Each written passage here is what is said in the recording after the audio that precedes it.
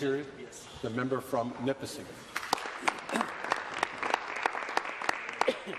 Thank you and good morning, Speaker. I'd like to begin, Speaker, by offering our hope and prayers to the families affected by the tragedy on the 400 yesterday, especially to the Dunn family of North Bay, where 9 children lost their father yesterday, Benjamin Dunn, and we will pray for this shocked and traumatized family.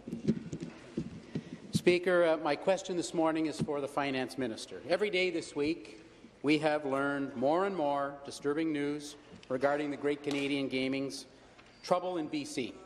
Of concern here in Ontario is the fact that the OPP are, quote, reaching out to investigators in BC about the money laundering investigation.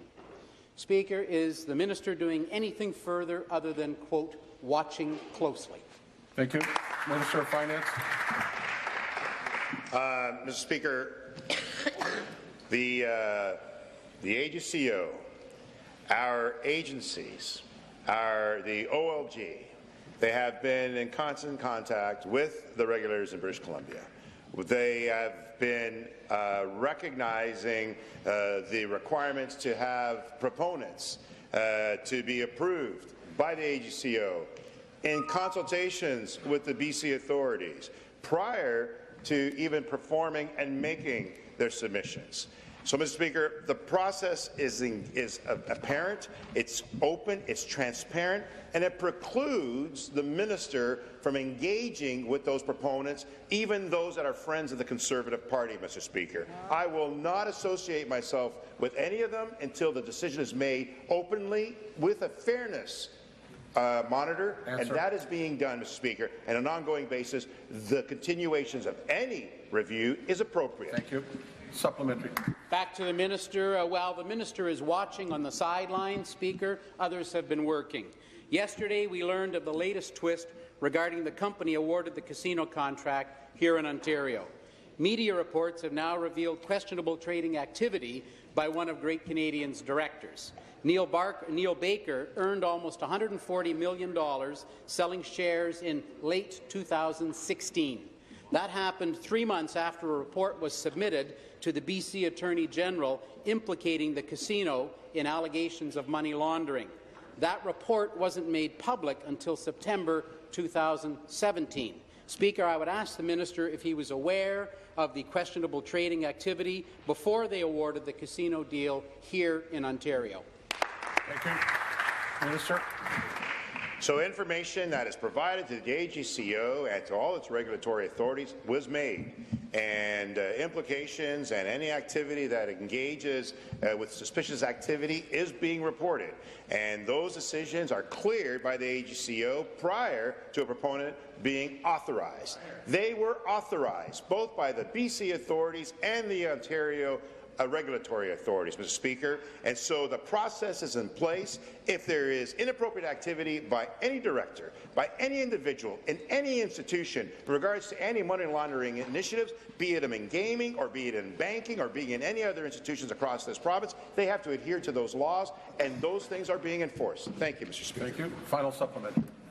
Minister, well, here are the cold, hard facts. A director of Great Canadian Gaming sheds his shares between the time a report of money laundering allegations is submitted to BC's Attorney General and the time the report is made public. In the report are allegations that workers in a BC casino knowingly accepted millions of dollars in suspicious cash transactions, which could have been the proceeds of crime. The integrity of Ontario's gaming industry is at stake here. We have learned the Ontario Casino Agreement allows for the termination in the event of something prejudicial to the reputation or integrity of OLG, casino gaming, or the Ontario government. Speaker, is the minister finally going to stand up for Ontario and halt this deal? Thank you. Minister. So I have been standing up for Ontario, Mr. Speaker. I've been standing up for Ontario to modernize the gaming operations for the benefit of Ontarians, to provide for more incoming for hospitals and schools and host communities, Mr. Speaker. The matter that's before us isn't one about the sensitivity of the commercial activity of a public company. The matter before us is this member is talking about the individual activity of a person. And that person, if it is in fact is suspicious, should be reviewed and should be enforced. But Great Canadian, as a corporation, Mr. Speaker, has abided, and they, I believe, are not under investigation. But the activities of within that company should be reviewed. In fact, Ontario has led in many respects on socially responsible activities to protect individuals, protect communities, and we will continue to abide and maintain the highest standards in this province for gaming in a socially responsible manner. Thank you, Mr. Speaker. New question, the member from Nipissing. Thank you, Speaker. My question is for the Finance Minister. These allegations are exactly why this casino deal must be halted immediately. Let's take a few minutes to review what we've learned just in this week alone, Speaker. Internal government documents reveal a $500 million money laundering investigation in BC. We read about, quote, suspicions of terrorist financing, possible organized crime connections, hockey bags full of cash, tens of millions of dollars in $20 bills. The RCMP investigation goes back to 2015. They said there was about $220 million laundered in BC in 1 year alone. Speaker, to the Finance Minister, what did he know and when did he know it? Thank you. Minister. What I know is this, Mr. Speaker. In this industry, a lot of proponents are jockeying to get into Ontario. A lot of them want to be the proponents of choice. A lot of them have been donors of the Conservative Party, Mr. Speaker. A lot of them are now feeding the Conservative Party with allegations from Great Canadian. I am not going to fall prey to this. I am going to assure that there's full transparency, that Great Canadian, as a public company, is operating in an effective manner. If there's any impropriety whatsoever, we will immediately act upon it, Mr. Speaker. But I am not going to fall prey to allegations and any lynching that this member is trying to again do to the good people of Canada, because whatever happened in British Columbia happened. What's happening in Ontario, we're going to protect the interests of Ontarians. Thank you, Mr. Speaker. Supplementary. Back to the minister. Well, perhaps the minister's reluctance to act has something to do with what we learned next, Speaker. According to the Integrity Commissioner, high-ranking, well-connected Liberal insiders were hired to lobby the Premier and that minister. Is this why the Liberals rushed ahead with the deal? Is this why they won't halt this deal? The bid process began back in 2013 after the government's decision to kill the horse racing industry. Between then and now, Liberal insiders were hired to pull the strings. Speaker, to the minister, is this the real reason he won't act on behalf of this deal? Minister. Totally offensive, Mr. Speaker. The member opposite is now doing a drive-by smear. He's drive-by smear of individuals who are registered lobbyists in our province.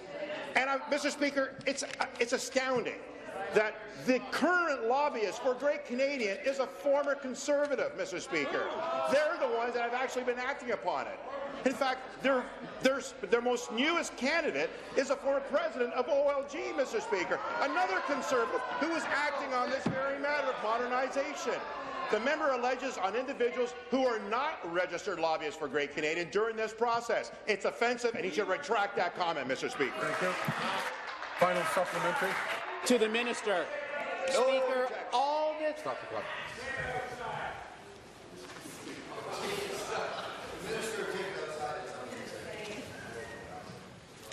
Minister of Indigenous Relations and Reconciliation, come to order. The member from Renfrew, Nipissing, Pembroke, come to order.